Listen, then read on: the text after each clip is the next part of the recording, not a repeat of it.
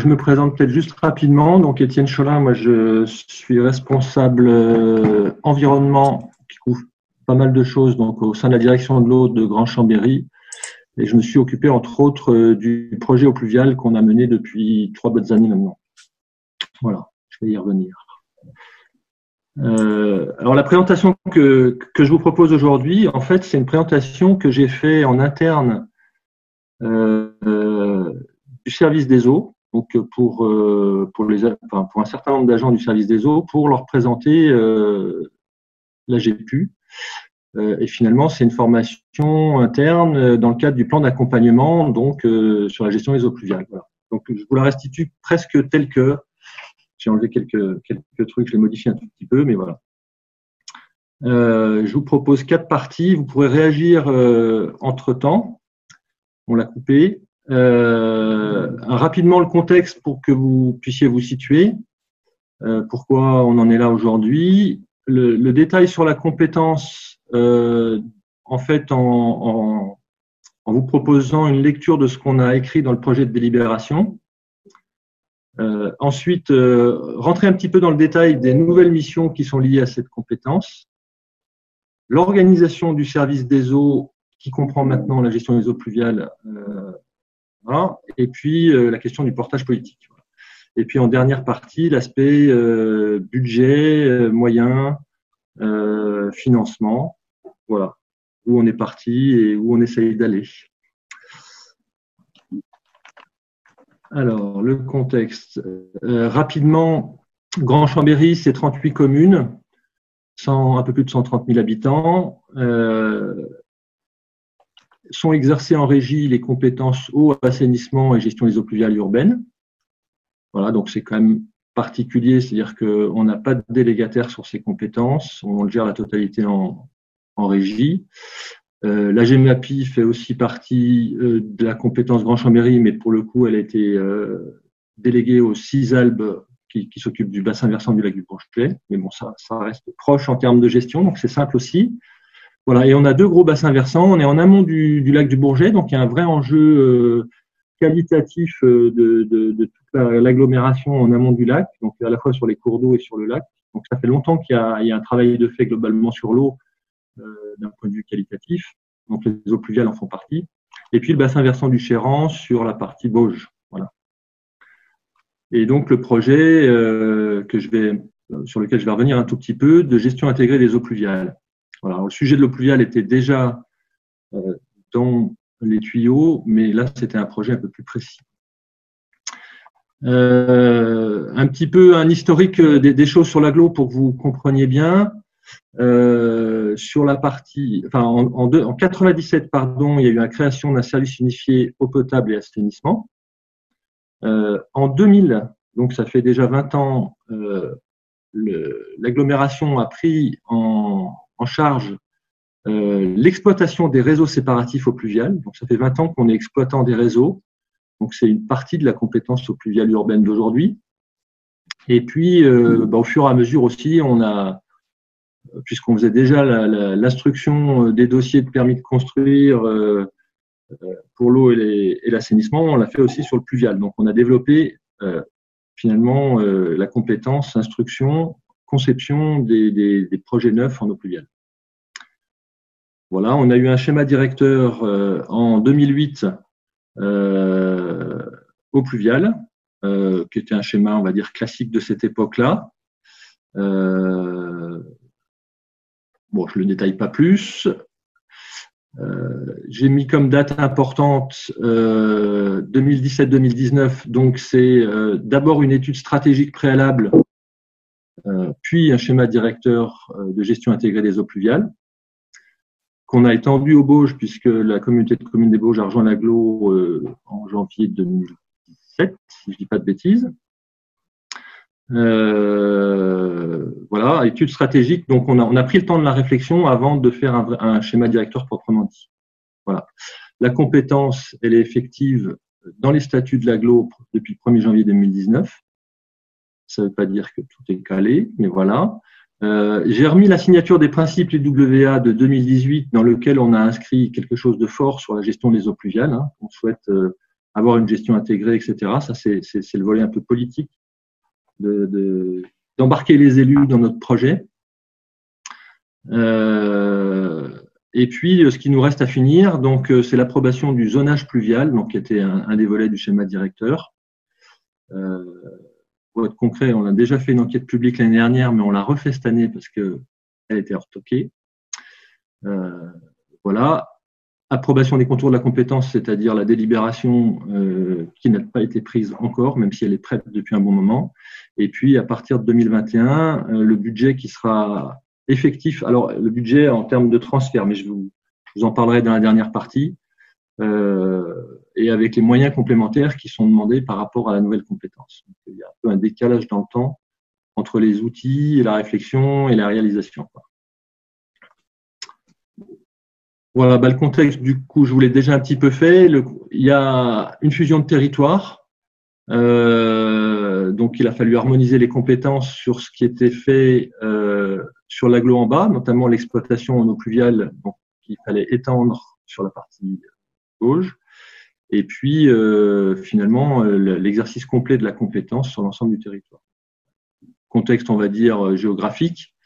Législatif, bon, bah, vous connaissez bien, hein, les évolutions successives des contours de la GPU, qui sont finalement pour nous arrivés en cours de route de notre réflexion, avec la loi du 3 août qui a confirmé le transfert de compétences. Alors au début, nous, c'était on étudie le transfert, puis maintenant on a le transfert. Voilà, ça évolue un petit peu en cours du temps. Et puis évidemment, dans notre projet, une réflexion importante sur la gestion des eaux pluviales urbaines. D'abord dans l'étude préalable, puis ensuite dans le projet. Alors, je ne parlerai pas aujourd'hui de tout le travail technique, mais donc on a essayé de mettre en œuvre un zonage pluvial avec les 3 niveaux de gestion de pluie que beaucoup utilisent maintenant. Voilà, donc tout le travail plutôt technique aussi. J'ai remis quand même, mais ça tout le monde les connaît bien, les grands enjeux de la gestion des eaux pluviales.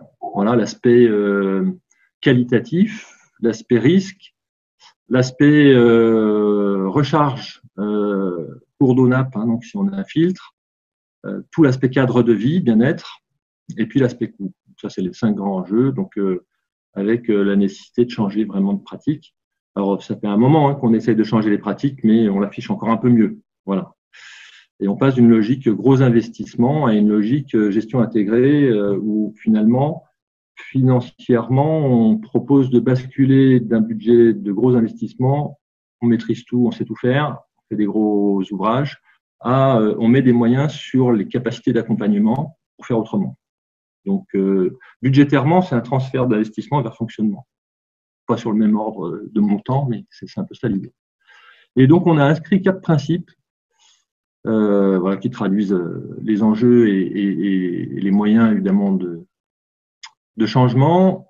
Préserver et restaurer la perméabilité des sols. Voilà, donc, essayer d'être le plus perméable possible. Infiltrer dès qu'on peut. J'enfonce des portes ouvertes, hein, mais voilà, on les a affichés tels que, ces principes. Gérer les eaux pluviales au plus près de là où l'eau tombe. Et puis, adapter l'aménagement, donc prendre en compte finalement la gestion des eaux pluviales dans l'aménagement. Voilà, valoriser, etc. Voilà, c'est les principes un peu affichés. Vous les connaissez. Voilà, j'ai remis rapidement, alors c'est l'objet aussi d'un autre travail qu'on a fait, mais de rentrer dans le détail de toutes les règles de gestion des eaux pluviales. Donc, il y a le volet zonage pluvial, qui est aussi annexé au PLUI, qui s'applique sur l'ensemble du territoire. Voilà. Il y a toutes les règles qui ont été faites dans le PLUI. Alors, il se trouve qu'on a fait les deux en parallèle.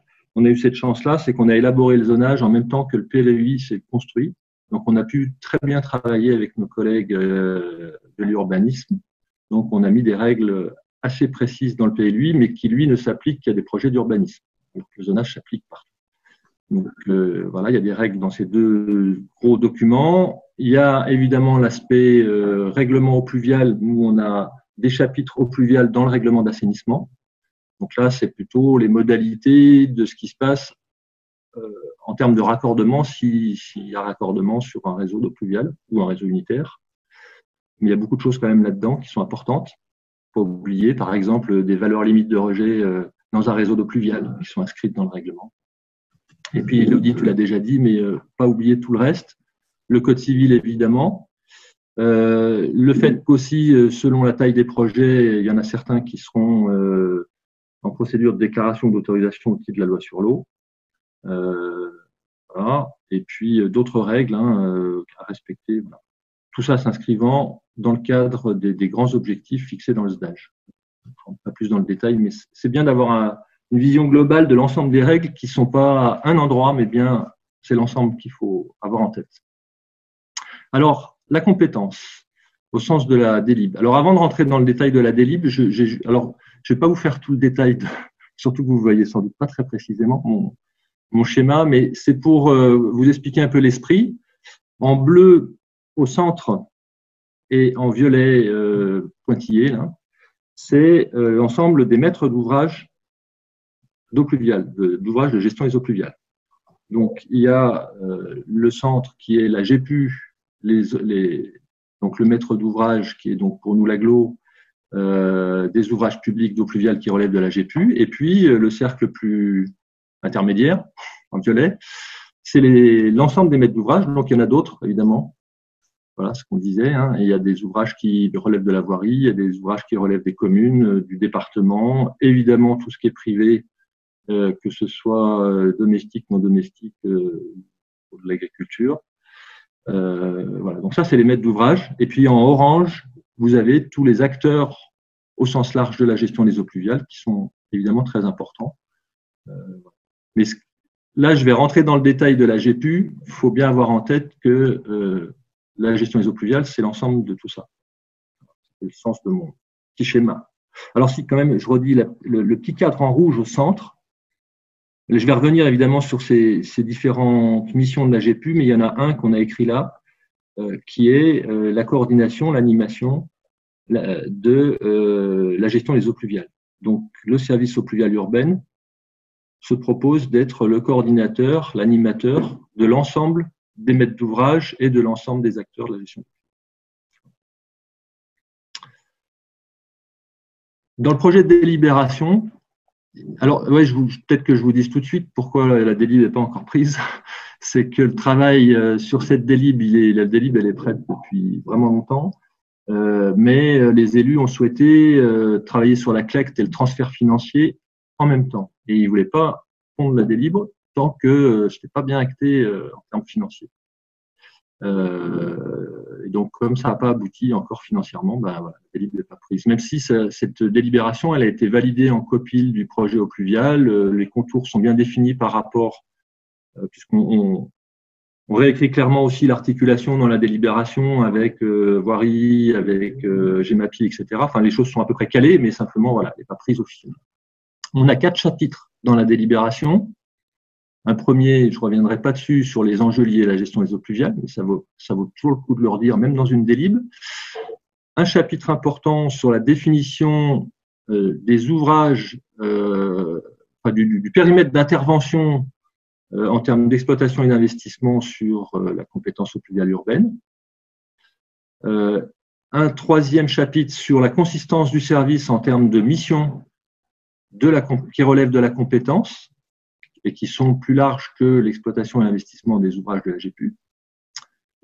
Voilà, mais ça, je vous détaillerai ces 2 chapitres-là. Puis un dernier qui relève des pratiques, des modalités financières, qui renvoie simplement vers la clé. Donc, je vais vous redétailler les deux chapitres du milieu. Donc, sur bon, tu l'as expliqué tout à l'heure, Elodie, donc il y a un périmètre géographique.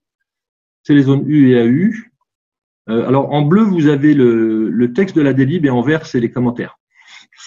Voilà, ce qu'on a simplement précisé, nous, c'est que par souci de cohérence, mais ça, je crois qu'un peu tout le monde l'a fait, la compétence s'étend sur les ouvrages situés en aval de ces zones urbaines en continuité hydraulique. Donc, si on a un réseau qui est dans la zone urbaine, qui est un réseau d'eau pluviale urbaine, qui évidemment continue son chemin pour aller jusqu'à un cours d'eau, mais qui ne se retrouve plus en zone U ou AU, évidemment, ce réseau relève toujours de la compétence. Voilà. Ce que ça implique aussi, c'est qu'en amont de ces zones urbaines, il y a d'autres compétences qui s'appliquent, y compris sur des ouvrages similaires.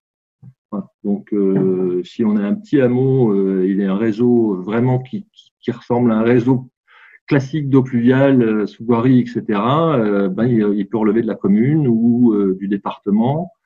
Ça peut être des réseaux privés, ça peut relever de la GEMAPI. Donc, faut pas oublier qu'il y a une compétence non urbaine. Enfin, il y a des compétences non urbaines. Donc ça, c'est la partie géographique. Et puis la partie patrimoniale, donc il y a deux doubles définitions de compétences, la géographique et typologique. Alors là, c'est pas la délite telle qu'elle est rédigée, on a essayé de la remettre dans un tableau. On l'a rédigé un peu littéralement, précisément, enfin on a essayé. À gauche, vous avez ce qui relève de la compétence GPU, au centre, ce qui n'en relève pas, et à droite, ce qui relève de prestations, dans un sens ou dans l'autre, soit de la GPU qui est faite pour quelqu'un d'autre, soit d'une autre personne compétente sur des ouvrages GPU.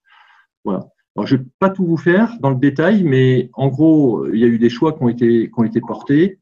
Voilà, il y a tous les ouvrages, on va dire, classiques qui sont dans la compétence eau pluviale urbaine, qui soient enterrés ou non enterrés à partir du moment où ils ne concernent que de la gestion d'eau pluviale. Typiquement, je ne sais pas si vous voyez ma flèche quand je la bouge là, oui, j'espère. Quand je bouge ma flèche sur le truc, vous la voyez vous ou pas? Ouais. Si on a des ouvrages qui ont une vocation autre que eau pluviale, donc espaces verts ou autres, l'entretien de ces espaces verts ne sont pas réalisés par le service eau pluviale urbaine. Voilà, pour faire simple. Je vais donner un exemple concret. Si on a un bassin, alors parce qu'on a des vieux ouvrages, on n'a pas que des ouvrages de technique alternative, évidemment, aujourd'hui. Il faut gérer ce qui existe. Si on a un bassin d'infiltration qui a été fait, clôturé, inaccessible et qui sert qu'à ça, c'est le service eau pluviale urbaine qui s'en occupe. Quelqu'un qui cause en même temps. Et si, au contraire d'avoir un bassin complètement clos comme ça, on a un espace vert qui sert de rétention, mais qui sert aussi d'espace vert, d'espace de jeu ou d'autre chose, ça devient quelque chose géré par le service espace. Donc, c'est le cas des noues, par exemple, si c'est une noue voilà, ou d'un bassin. Ça, c'est une première chose, c'était un choix. Qu'est-ce que je peux vous redire important? On a réfléchi aux ouvrages qui sont à l'interface entre les réseaux d'eau pluviale et les cours d'eau. Voilà, on a décidé de les exclure de la compétence, pour l'instant en tout cas. Ce qui est important, c'est qu'on a fait ce travail-là et qu'on avait déjà en tête qu'un jour ça changerait. En fait, je pense que ça va être quelque chose forcément d'évolutif. Ce que tu disais un petit peu tout à l'heure. On a exclu les fossés, par exemple, liés aux voiries, parce qu'aujourd'hui, on sait qu'on n'aura pas tout de suite les moyens pour pouvoir les entretenir, etc. Ça serait clairement pertinent que les fossés en pleine ville relèvent la compétence eau pluviale urbaine, mais ça se fera peut-être dans un deuxième temps. C'est forcément quelque chose d'évolutif. Voilà. Les cours d'eau qui sont des cours d'eau. Alors, vous avez tous sans doute des cours d'eau qui se retrouvent en zone urbaine et qui sont canalisés en zone urbaine. Donc nous, on a retenu la chose la plus simple, c'est que ceux qui sont inscrits comme étant cours d'eau, alors c'est la carte DDT qui fait foi des cours d'eau, relèvent de la GEMAPI. Donc ils en sont, voilà, c'est eux qui ont la compétence de ces ouvrages-là. Mais par contre, par convention, on pourra faire l'entretien de ces ouvrages si on est capable de le faire nous. Ça dépend un peu de la taille des tuyaux. Et puis, on va avoir des ouvrages en eau courante. Donc, on va dire qu'il c'est des petits cours d'eau, mais qui ne relèvent pas de la GEMAPI au sens DDT. On a considéré qu'en zone urbaine, c'était le service GPU qui le prendrait en compte. C'est un choix. Voilà. Et on exclut évidemment tout ce qui est ruissellement. On exclut tout ce qui est accessoire de voirie. Bon, voilà, vous aurez sans doute des questions, vous reviendrez vers moi après. Je vous le fais un peu simplifié, mais c'est important. On a pris du temps entre services pour rentrer dans le détail de cette typologie. Voilà, on a traduit ça dans une carte. Alors, c'est pas la dernière, je suis désolé, j'ai pas remis la dernière carte, mais ça vous donne une idée. On fait apparaître sur notre SIG l'ensemble des ouvrages d'eau pluviale dont on a connaissance, quels qu'ils soient, pas uniquement ceux qui relèvent de la compétence eau pluviale urbaine. Donc, on s'est mis aussi comme compétence de gérer un SIG où on recense l'ensemble des ouvrages de tous les écoulements, finalement. Donc, en vert, là, sur cette carte-là, hein, vous avez les ouvrages de la GPU. Alors, on voit apparaître à cette échelle-là uniquement les tuyaux, mais on verrait tous les autres types d'ouvrages si on zoomait. Et en orange, vous avez ce qui est réseau privé. Voilà. En bleu, vous avez ce qui est cours d'eau. Voilà. Oui, alors c'est plus subtil que ça. En plus, je vous le fais un peu faux par rapport à cette carte-là. En orange, c'est du réseau privé. En bleu, c'est du réseau privé communal. Sur cette carte-là, on avait fait le choix de l'afficher comme ça. En fait, à partir du moment où c'est privé, on a classifié les choses et on est capable d'afficher si c'est privé domestique, entre guillemets, privé communal, privé département. Enfin voilà, on essaie de classifier, ça nous permet de savoir qui gère quoi. Voilà, en pointillé bleu, vous avez les cours d'eau. On a les fossés qui apparaissent aussi. Donc là, qui sont plutôt communes, enfin, voilà, c'est la voirie, donc c'est commune ou département. On affiche aussi, alors il se trouve que je ne crois pas qu'il y en ait sur cet extrait, ou alors je ne le vois pas, les réseaux pluviales en eau courante.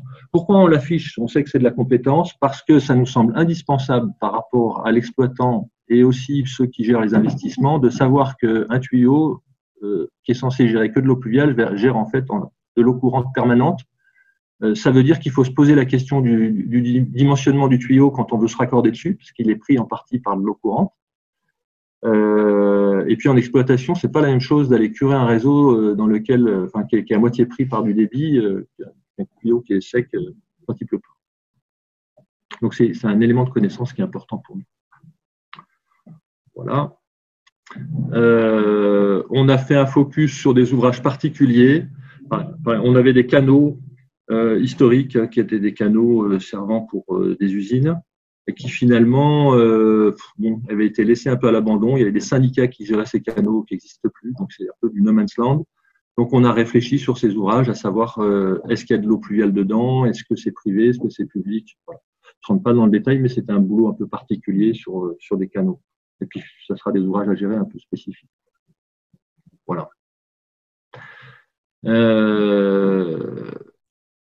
Sur la partie, alors ça c'est alors du coup c'est pas forcément tout dans l'ordre, mais le premier chapitre de la délib, il disait clairement que la communauté d'agglomération s'engage à favoriser une gestion intégrée des eaux pluviales et donc se donne comme compétence une mission de coordination des maîtres d'ouvrage et des acteurs impliqués par la gestion des eaux pluviales et de ruissellement. Donc on se donne cette mission-là.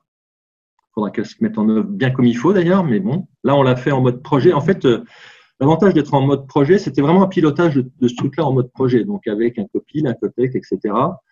Finalement, maintenant, il faut qu'on passe de ce mode-là à un mode opérationnel définitif, mais donc on a fait ce travail dans le cadre du projet coordination des maîtres d'ouvrage. On se donne comme mission de faire un schéma directeur et de le mettre à jour le zonage et d'avoir les outils à disposition des acteurs. Voilà. Et puis, de construire et de suivre un plan d'accompagnement des acteurs au changement. Voilà. Ça, c'est les missions, le premier volet des missions du service. Le deuxième volet des missions du service, c'est l'exploitation des ouvrages. Voilà. Donc, bon, je rentrerai un tout petit peu plus tard dans le détail des missions concrètes de ces services-là, mais bon, ça, c'est plutôt connu. Voilà. Le troisième volet, c'est les investissements, conduire les investissements qui relèvent de sa compétence. Et on a bien précisé que les investissements doivent d'abord permettre de résoudre les désordres connus. Voilà, la priorité, c'est ça. Et permettre un bon fonctionnement des ouvrages. Voilà, donc après, on détaille ce qui ne relève pas, finalement, c'est la traduction de ce que je vous disais aussi un petit peu tout à l'heure, ce qui ne relève pas de la compétence des investissements. Ce que je peux peut-être vous dire quand même, oui, bon, on a reprécisé que les ouvrages qui sont liés à un projet d'aménagement sont à la charge de l'aménageur. Ça va mieux en le disant, mais c'était un peu évident. Et puis, ce qu'on a voulu quand même inscrire, c'est que souvent, on a des projets d'aménagement et quand on fait une étude sur la gestion des eaux pluviales sur ce projet, on va s'apercevoir que le problème, il est beaucoup plus large que le secteur aménagé. Et donc, on a inscrit ici le fait que s'il y a des études préalables sur la gestion des eaux pluviales à faire, le service porterait ces études avec un financement à 50%. C'est-à-dire qu'on va étudier un bassin versant qui sera plus large que l'opération, et donc on participe à ces études-là. Voilà, de façon à ce qu'on soit sûr que voilà, qu'on ait bien l'ensemble du secteur qui soit étudié, et peut-être qu'il y aura des choses à faire en termes d'aménagement qui relèveront pas forcément que de l'aménageur, mais aussi du service GPU. C'est profiter aussi de ces projets pour pouvoir réfléchir, nous, sur certains secteurs. Voilà, sur la partie travaux, ça, c'est à voir après l'étude ce qu'il y a à faire. Donc ça, c'était intéressant aussi de se dire ça, parce que souvent, on a des études qu'il faudrait faire qui ne sont pas forcément conduites, parce que l'aménageur, lui, il regarde son projet, et on se dit, mais nous, faut qu'on s'impose de faire ces études sur ce secteur. Voilà. Et puis le quatrième volet des missions du service, c'est la relation avec les usagers et les partenaires, conseil, contrôle, accompagnement. Voilà. Donc là, c'est pareil, je détaillerai vraiment tout à l'heure, mais c'est un volet très important puisque forcément, l'objectif étant de faire de la gestion à la source et de faire les choses les plus en amont possible, on aura de plus en plus d'ouvrages privés. Et donc, le plus important, enfin, il y a besoin de beaucoup de moyens sur cette relation avec les usagers au sens large. Voilà. Petit diapo sur un peu le timing, mais je crois que je vous l'ai déjà dit. Simplement, ce qui est intéressant, on a fait un travail sur les besoins en termes de mission sur l'ensemble de ces compétences. Alors, vous voyez qu'il y avait des choses qu'on faisait déjà, donc on avait des moyens, et puis des choses qu'on ne faisait pas. Voilà. Donc, on a distingué ces missions déjà exercées de celles qu'il faut rajouter, et puis celles qui sont déjà financées parce qu'il y avait une collecte par rapport au transfert d'exploitation, et celles qui restent à financer. On a fait des scénarios. Voilà, donc on a chiffré finalement les besoins sur toutes les missions. On avait estimé qu'il fallait 6,5 postes supplémentaires par rapport à ce qu'on a aujourd'hui pour exercer l'ensemble des missions de manière correcte. Voilà, donc on a fait plusieurs scénarios et le COPIL a retenu une création de 3 postes donc à rajouter par rapport à ce qui existe. Donc, on a conscience qu'on a de la chance par rapport à d'autres territoires qui doivent tout faire. Hein. Nous, voilà, on a, par exemple, sur l'exploitation, très peu de besoins, alors qu'on on a des besoins plus importants sur d'autres postes. Bon, pour l'instant, ils ne sont pas effectifs parce que voilà, il n'y a pas eu la collecte, il n'y a pas eu le transfert, il n'y a pas les moyens, donc ces postes ne sont toujours pas créés officiellement. Mais enfin, c'était une validation politique. Voilà, la compétence, je l'ai dit, et la collecte et la délibération. À chaque fois, je décale les dates, mais bon, pour l'instant, c'est visé fin 2020. On espère que ça se fera. Et sur le budget, donc pour l'instant, l'agglomération aurait pu faire le choix d'inscrire un budget complémentaire sur l'eau pluviale pour ces nouvelles missions et ces investissements sans qu'il y ait de collecte, sauf que voilà, après c'est un jeu forcément. Et ils ont décidé de, pour l'instant, pas mettre de budget du tout. Voilà. Et sur l'investissement, il y aura une progressivité de mise en place du budget. Mais j'y reviendrai. Voilà. Ce qu'on n'a pas fini concrètement, puisqu'on a écrit un peu dans le détail cette délibération, malgré tout, c'est de formaliser des conventions avec les différents services sur les prestations croisées dont je parlais tout à l'heure. Voilà. Donc, faudra qu'on fasse des conventions avec les services espaces verts, avec le service GEMAPI et avec les voiries. Voilà. Bon, je ne sais pas s'il y en a qui ont déjà formalisé ça de manière claire. Nous, pour l'instant, on n'a pas beaucoup avancé là-dessus. On a des idées, évidemment, mais il faut l'écrire. Mais là, c'est le détail un petit peu des nouvelles missions pour nous, puisqu'il y avait déjà des missions qu'on exerçait. Donc, c'est un peu... Il n'y a pas la partie exploitation qu'on exerçait partout, mais bon, vous allez vous y retrouver. On a listé, là c'est une liste rapide hein, de toutes les missions d'exploitation des ouvrages. Donc pour nous, la nouvelle mission, c'était l'exploitation dans les Bauges. Voilà, donc on a listé tout ça et on l'a chiffré à la fois en temps personnel et en en aspect financier. Je ne rentre pas dans le détail, je pense que tout le monde connaît un peu l'exploitation. Connaissance du patrimoine SIG, donc de la même manière, on vient d'en parler, de mieux connaître le patrimoine EP urbain, mais aussi ce qui ne relève pas de la compétence puisqu'on voulait l'avoir. Voilà, donc on a, dans le cadre de notre travail, fait une enquête auprès de toutes les communes, auprès des services cours d'eau, puisqu'il y en a plusieurs, etc., pour aussi recenser le reste. On a pas mal aussi d'infos de ce qui était privé. On est allé rencontrer chaque commune, donc on a repassé du temps quand même aussi, y compris sur tous les ouvrages qui ne relèvent pas de la compétence. Voilà. Voilà, ça c'est l'ensemble des missions du service. Donc vous avez aussi ce qu'on voudra arriver à faire. Voilà, c'est évaluer l'imperméabilisation, la désimperméabilisation des sols, etc. Voilà. Sur les investissements, j'en ai parlé rapidement, mais si on rentre un petit peu dans le détail, on a fait une base de données des désordres. Donc on a fait un recensement de l'ensemble des désordres sur le territoire au sens très large, c'est-à-dire c'est tous les désordres d'écoulement. Pas nécessairement liés à l'eau pluviale urbaine, quoi. Donc, ce recensement, il a été fait auprès de toutes les communes, mais aussi auprès du SDIS, service des pompiers, enfin de tous nos partenaires, voilà. On en a à peu près 200 sur notre base de données. On a essayé de faire une grille de lecture pour pouvoir les hiérarchiser, donc avec une notion de risque. Voilà, qui croise à la fois l'importance ou la fréquence, le nombre d'habitations touchées, etc. Enfin voilà, si ça vous intéresse, on pourra parler de cette grille un jour.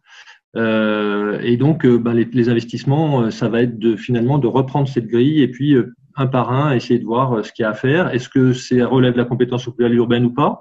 Si c'est le cas, on fera des choses. Si c'est pas le cas, on accompagnera celui qui est impliqué là-dessus. Ça peut être la commune, ça peut être pour pouvoir trouver les solutions adaptées à chaque désordre. Ça, c'est le premier gros chapitre, à mon avis, à conduire. Il y a une notion d'extension urbaine qu'on faisait déjà d'ailleurs. C'est quelquefois, on est obligé de réfléchir à des ouvrages publics parce qu'il y a un projet d'urbanisation et que tout ne peut pas s'infiltrer, donc il faut quand même en raccorder une partie. Il y a des petites extensions à prévoir. Voilà. Voilà. Et puis le renouvellement urbain, donc ça, on va dire, c'est globalement tous les ouvrages qu'il faut entretenir, reprendre, des bassins sur lesquels il y a des travaux à faire, des réseaux qui sont hyper encombrés de calcaire. Donc on a des secteurs, nous, mais je crois qu'il y en a plein d'autres qui ont ce problème, de réseaux qui se colmatent avec du calcaire, donc il faut faire quelque chose. Donc voilà, on les refait autrement. Hein. Voilà, c'est les 3 grands chapitres d'investissement. Je viendrai tout à l'heure sur la manière dont on a chiffré ça, c'est intéressant, sur la méthode. Voilà, le chapitre contrôle eau pluviale urbaine, du coup, je reviens un petit peu là-dessus. L'objectif donc de ce contrôle, c'est d'accompagner tous les maîtres d'ouvrage privés sur leur projet pour appliquer finalement les règles de gestion des eaux pluviales, évidemment, notamment le zonage pluvial, le nouveau zonage pluvial, parce que c'est une révision pour nous, donc on a changé un tout petit peu les choses là-dessus. Le zonage pluvial, en gros, les ouvrages de gestion des pluies courantes, les ouvrages de gestion des pluies moyennes à fortes, et la prise en compte des risques sur la question des pluies exceptionnelles. Donc ça, c'est l'objectif général de contrôle. Alors, j'ai mis un exemple ici, dans cet accompagnement spécifique sur le risque pluvial. On a fait une carto, Sepia a fait une carto de ruissellement exceptionnel. C'est une modélisation 2D du territoire en surface, classique, qui croise hauteur-vitesse, avec voilà, des zones potentiellement inondables. Donc on a aussi, ils ont identifié les bâtiments touchés et en les classant par ordre de sensibilité, voilà, les écoles, les hôpitaux, etc. Et donc maintenant qu'on a cette connaissance-là, il va falloir qu'on aille rencontrer ces maîtres d'ouvrage privés pour qu'ils analysent la vulnérabilité du site et qu'ils puissent trouver des solutions de réduction de vulnérabilité. Ça, c'est sur l'existant. Donc ça va au-delà de uniquement il y a un projet neuf, quoi. On a une connaissance des risques, il va falloir qu'on planifie l'accompagnement de sites existants sur la réduction de vulnérabilité. C'est pour ça que j'ai mis cette diapo, je trouvais que c'était un peu différent du classique, on va dire. Mais il faut des moyens. Voilà. Alors, globalement, sur l'accompagnement des acteurs sur la gestion des eaux pluviales, voilà, donc la coordination des maîtres d'ouvrage, ça, on en a parlé, mais ça suppose que coordination, j'en parlerai dans le portage, mais il faut qu'il y ait une instance, quoi. Est-ce que c'est le directeur du service des eaux qui coordonne? À quel rythme il fait ça? Quel est l'ordre du jour? Sur quoi on doit se mettre d'accord? Le meilleur exemple pour ça, je pense qu'il faut demander à Pascal, parce qu'il a déjà mis en place plein de choses là-dessus, mais c'est pas si simple à mettre en place. Il y a le pilotage de la compétence elle-même, voilà, sur les statuts, sur le lien de cette compétence avec d'autres sujets, voilà, la mise en application des règles, voilà, c'est la compétence proprement dite. Il y a le projet de désimperméabiliser. Donc ça, c'est un volet à part entière de cet accompagnement. Et ça, nous, on a essayé de réfléchir à des chiffrages de désimperméabilisation à faire, mais on n'est pas allé très très loin, il faut le dire. C'est un grand objectif d'usage. On est bien accompagné par l'agence de l'eau, mais il faut qu'on le mette en œuvre. Donc là, il y a un gros taf à faire. Et puis après, c'est tout l'accompagnement au sens très large de tous les acteurs, avec un certain nombre d'outils et une méthodologie pour petit à petit aller accompagner chaque type d'acteur là-dessus. Donc évidemment, on a commencé nous à faire ce travail sur les acteurs internes. Voilà, donc ceux qui instruisent. Aujourd'hui, on a fait une formation là il y a 2 jours sur ceux qui instruisent les permis, qui comprennent bien les règles et qui puissent. Voilà, on va faire une formation sur le contrôle. Pareil sur les services d'exploitation qui connaissent bien, qui voient, voilà. Et puis après, tous les acteurs externes. Bon, je ne pense pas que vous vouliez que je détaille ça, mais il y a un vrai plan d'accompagnement global qui a été construit. Voilà, avec tout un tas d'outils. Mais les outils, par contre, je vous mettrai un petit peu derrière les types d'outils qu'on a fait. Vous m'arrêterez. Hein. C'est difficile parce que quand on est à distance comme ça, on ne sait pas trop jusqu'où il faut aller. Cette diapo, c'est le schéma d'organisation de la gestion des eaux pluviales, donc de la GEPU, au sein de la direction eau, assainissement, eaux pluviales de Grand-Champ-de-Mars. Alors,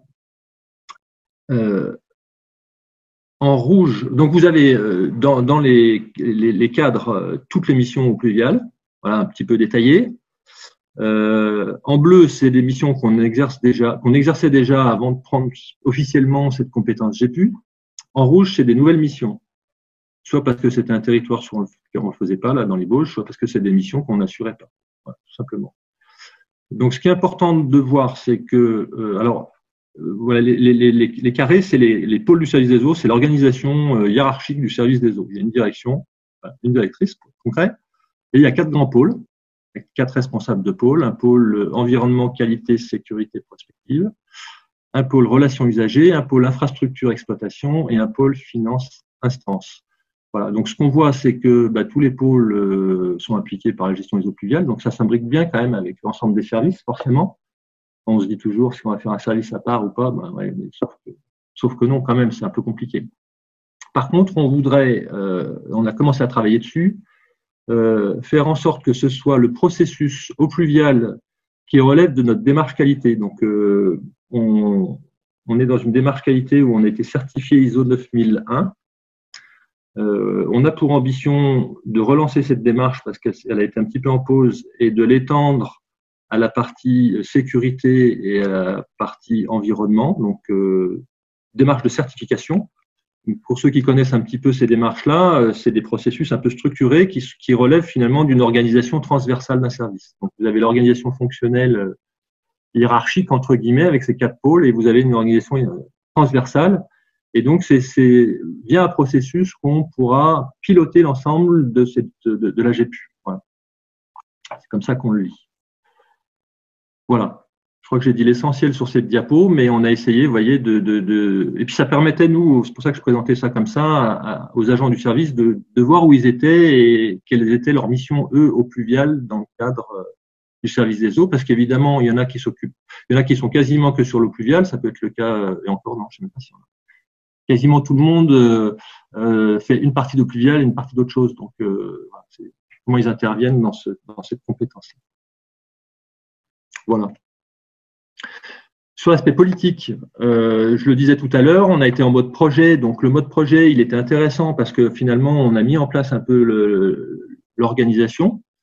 On avait 3 vice-présidents référents de l'agglo sur ce mode projet, qui était le VP à l'eau, enfin 2 VP à l'eau parce qu'il y en avait encore un deuxième sur les Bauges, et puis le VP à l'urbanisme et au PLUI. Ça nous semblait très important qu'il soit dans le trio de pilotage du projet. Au COPIL, il y avait CVP plus d'autres qu'on a associés, notamment finance, voirie et développement économique. Donc ça, c'était les élus qu'on réunissait dans le COPIL de pilotage du projet, en gros, un COPIL tous les 3-4 mois, quoi. Un COTEC beaucoup plus large, mais technique pour le coup, avec tous les services de l'agglo impliqués, un certain nombre de partenaires et des communes aussi. Communes notamment au titre de leurs compétences espace vert voirie. Voilà comment ça a fonctionné dans ce mode projet. Et puis la question qu'on me pose, donc je vous remets la diapo telle que je l'ai présentée chez nous, mais comment on fait après? Voilà. Est-ce que le VP référent, ça sera toujours l'eau ou pas? Il faudra bien qu'on sache qui pilote la GPU quand même. C'est pas qu'une affaire de service tout ça. Sur quelle commission on s'assoit? Nous, on a fait des présentations en conseil d'exploitation des régies eau et assainissement, c'était bien pratique.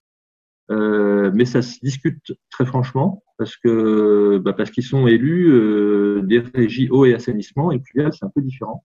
Donc, est-ce que c'est finalement une commission qui s'adosse à ce conseil d'exploitation des régies ou est-ce que ça s'adosse à une autre commission? Est-ce qu'il en fait une spécifique? Voilà. C'est une vraie question. Moi, ça fait un bon moment que je utilise les élus pour décider ça. Et je pense qu'il faut vraiment, enfin voilà, si on veut que ce soit pris politiquement et suivi, il faut que, voilà, comme une commission déchets, une commission de transport, parce qu'il faut faire une commission GPU. Voilà, et puis la coordination des acteurs, donc qui finalement relève aussi du COTEC, comment elle se structure, avec qui, voilà. Voilà, la dernière phrase. Je vous laisse lire dans le